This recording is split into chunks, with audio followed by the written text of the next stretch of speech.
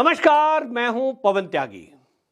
मोदी सरकार एक बहुत बड़ा फैसला करने जा रही है और वो फैसला ये है कि भारत के अंदर देश की आजादी के बाद वक्फ बोर्ड बनाकर जिस तरह से देश की संपत्ति पर वक्फ बोर्ड ने कब्जा किया हुआ है, अब उसको भारत सरकार, मोदी सरकार वापस लेगी। उसके लिए कानून बनाना पड़ेगा, कानून बदलना पड़ेगा। और इसी कड़ी में एक शुरुआत हो चुकी है। भारतीय जनता पार्टी के राज्यसभा के सदस्य हैं हरनाथ सिंह यादव। उन्होंने बाकायदा राज्यसभा में एक बिल पेश कर दिया है और उसको प्रस्तुत करने के लिए जब मांगा तो बताऊं, विपक्ष ने हल्ला कर दिया। ये विपक्ष की एक सोच बताती है कि किस तरह से तुष्टीकरण में वो डूबे हुए हैं। उनको हिंदुओं से कोई मतलब नहीं है, केवल मुस्लिम तुष्टीकरण करते हैं। लेकिन फिर वहां जो राज्यसभा के स्पीकर हैं हमारे धनखड़ साहब, उन्होंने उस पर मत विभाजन करा दिया कि देखिए स्वीकार होता है नहीं होता। वहां एक नियम है कि जो उपस्थित सदस्य हैं, अगर उसमें आधे से अधिक वो ये कहेंगे कि भाई हाँ ये प्रस्तुत होना चाहिए, तो फिर उसको मान्यता मिलती है। और ये हुआ, मत विभाजन हुआ, 53 मत उसके पक्ष में पड़े और उसके बाद वो बिल पेश हुआ। उस पर उन्होंने बात रखी हरनाथ सिंह यादव ने, और उन्होंने कहा कि देखिए वक्फ बोर्ड बनाया गया था, तो वक्फ बोर्ड बना करके जो ये देश का हमारे बंटवारा हुआ था 1947 में, धर्म के आधार पर 2 हिस्से इस देश के कर दिए गए। मुसलमानों ने पाकिस्तान मांगा कि हम तो हिंदुओं के साथ नहीं रह सकते, जो गाय के पूजने वाले हैं हम तो उनके साथ कतई नहीं रह सकते, क्योंकि हम तो गाय खाने वाले हैं। गाय खाने वालों के साथ गाय पूजने वाले नहीं रह सकते, हमें तो अलग जगह दे दो। और इसलिए एक बड़ा भूभाग इस भारत का पाकिस्तान के नाम पर मुसलमानों ने अलग ले लिया। इंटरचेंज होना शुरू हुआ कि भाई जो हिंदू रह रहे हैं पाकिस्तान में वो हिंदुस्तान में चले जाओ, और जो हिंदुस्तान में रह रहे हैं मुसलमान वो पाकिस्तान चले जाओ। लेकिन बड़ी चालाकी और होशियारी से बहुत सारे मुसलमान भारत में ही रह गए, ये कहते हुए साहब हम तो नहीं जा रहे हैं, हम तो रह लेंगे हिंदुओं के साथ। उन्होंने उस समय कहा हिंदू दयालु है, हिंदू ने कहा ठीक है भाई, जब आप रहने को तैयार हो गाय पूजने वालों के साथ, और आप वचन दे रहे हो कि हम भी गाय पूजने वालों के साथ गाय पूजेंगे या हम गाय काट कर नहीं खाएंगे, ठीक है रह लो। लेकिन एक बड़ी होशियारी से उस समय जो कांग्रेस की सरकार पहली बनी, जवाहरलाल नेहरू, वो मुस्लिम तुष्टीकरण के कारण किस तरह की दिमाग में साजिश उनके रही कि जो मुसलमान यहां अपनी जमीन जायदाद छोड़कर गए उसको कहा गया कि ये शत्रु संपत्ति है, ये तो उनकी है जो पाकिस्तान चले गए, तो इस पे हिंदू का कब्जा नहीं हो सकता। सरकार ने भी नहीं ली और क्या कर दिया, एक वक्फ बोर्ड बना दिया। और वक्फ बोर्ड बनाकर कह दिया कि वक्फ बोर्ड जो मुसलमानों के लिए काम करती है, ये अधिकार उनको दे देते हैं। ये सारी जमीन जो पाकिस्तान लोग चले गए, उनकी जमीनें, मकान, प्लॉट, प्रॉपर्टी जो भी है, ये वक्फ बोर्ड की हो जाएगी। वक्फ बोर्ड अपना दावा करेगा और वक्फ बोर्ड ही उसकी सब देखभाल करेगा। उसके बाद हुआ ये कि सरकारी संपत्तियों पर कब्जा शुरू हो गया। जो खाली जगह पड़ी है उस पर भी वक्फ बोर्ड ने दावा कर दिया, और कानून ऐसे बना दिए गए कांग्रेस के द्वारा कि वक्फ बोर्ड ही में दावा हो सकता है उस जमीन पर। वक्फ बोर्ड मान लीजिए किसी पर दावा कर दे ये खेत मेरा, तो जो खेत एक्चुअल जिसका है उसको पूरे प्रूफ लाने पड़ेंगे और सिद्ध करना पड़ेगा कि आप ही इसके मालिक हैं। दादा पीढ़ी दर पीढ़ी आपके पास रजिस्ट्री या कुछ पेपर नहीं है, तो वक्फ बोर्ड में सुनवाई होगी और वहां जो कैंडिडेट होते हैं वो मुसलमान होंगे, जज भी मुसलमान होंगे, फैसला करेंगे और उन्होंने कह दिया संपत्ति आपकी नहीं है तो खाली करो।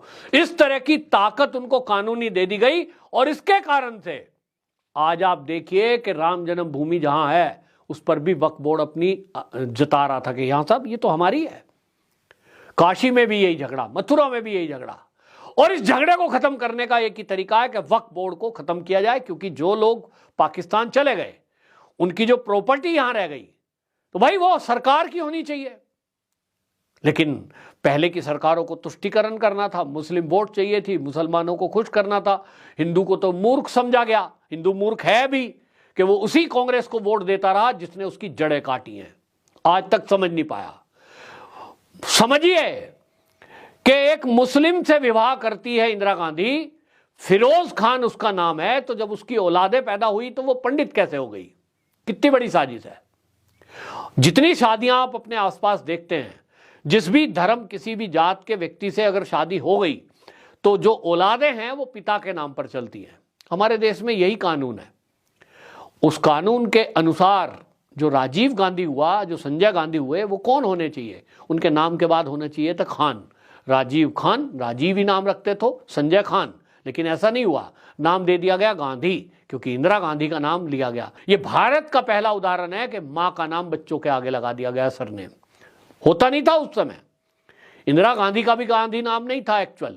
अब उस मुद्दे पर हम नहीं जा रहे, लेकिन कुल मिलाकर मैं ये बताना चाह रहा हूं कि कांग्रेस ने किस तरह से तुष्टीकरण किया, और आज की डेट में आपको बताऊंगा तो आप चौंक जाएंगे। वक्फ बोर्ड के पास रेलवे और सेना के बाद सबसे ज्यादा संपत्ति अगर किसी के पास देश के अंदर है तो वो वक्फ बोर्ड के पास है। 8,54,509 संपत्तियां वक्फ बोर्ड के पास है। देश की आजादी के बाद से अब तक अवैध कब्जा और ये सब चीजें चलती रही है। 8 लाख एकड़ से भी ज्यादा भूमि वक्फ बोर्ड के पास है, जो ये सरकार के पास होनी चाहिए थी।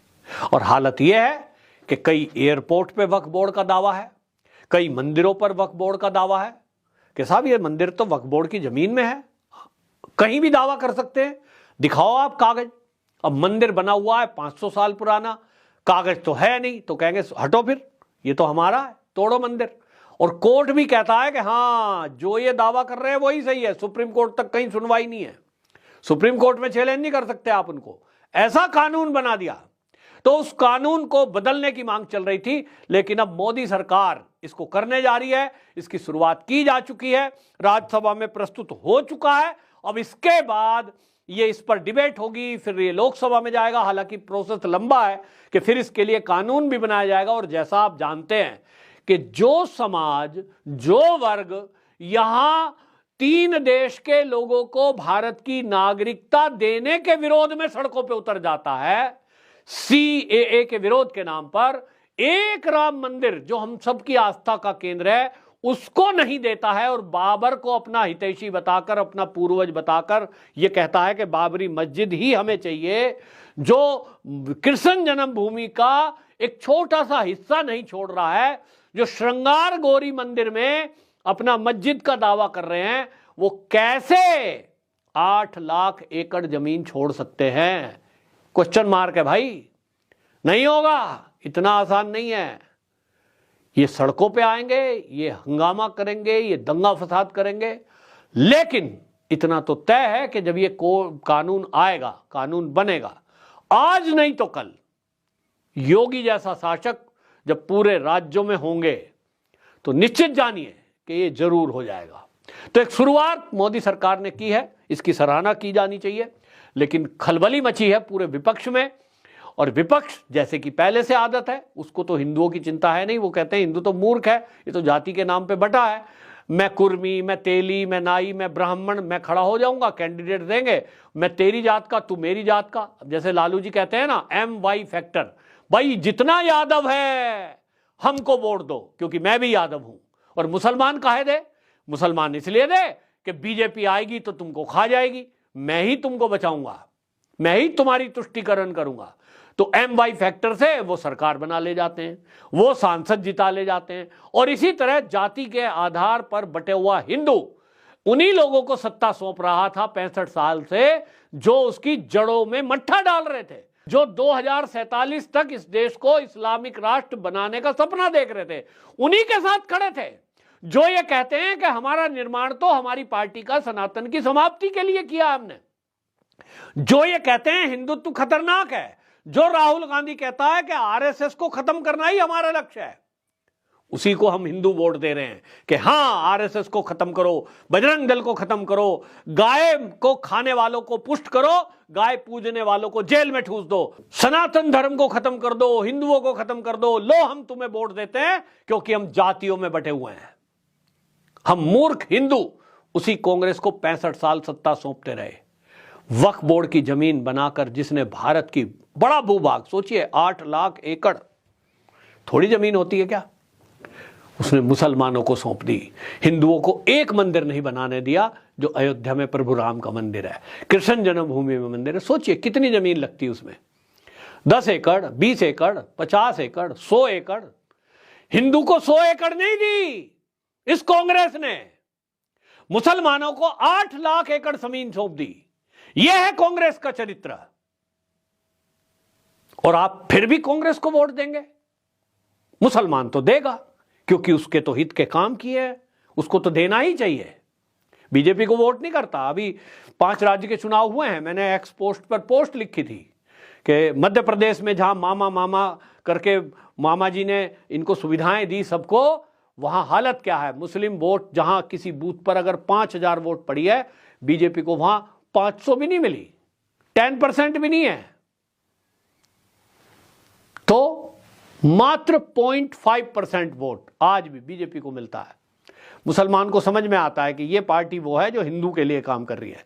हिंदू को समझ में नहीं आता कि यह बीजेपी वो पार्टी है जो तुम्हारे लिए ही बनी थी, तुम्हारे ही लिए काम कर रही है। और इसीलिए हिंदू पिटता है और मरता है और पलायन करता है। लेकिन अब भारतीय जनता पार्टी ने जो शुरुआत की है वक्फ बोर्ड एक्ट को ला करके, इसमें वक्फ बोर्ड ये कहा है वक्फ बोर्ड निरसन विधेयक 2022। अब ये वक्फ बोर्ड जो इसमें निरस्त किया जाएगा, इसका विधेयक आया, आप देखेंगे आगे क्या चलेगा। लेकिन बहरहाल शुरुआत तो एक मोदी सरकार ने कर ही दी है। आपकी क्या राय है इस बारे में, जरूर अपना कमेंट बॉक्स में रखें। वंदे मातरम।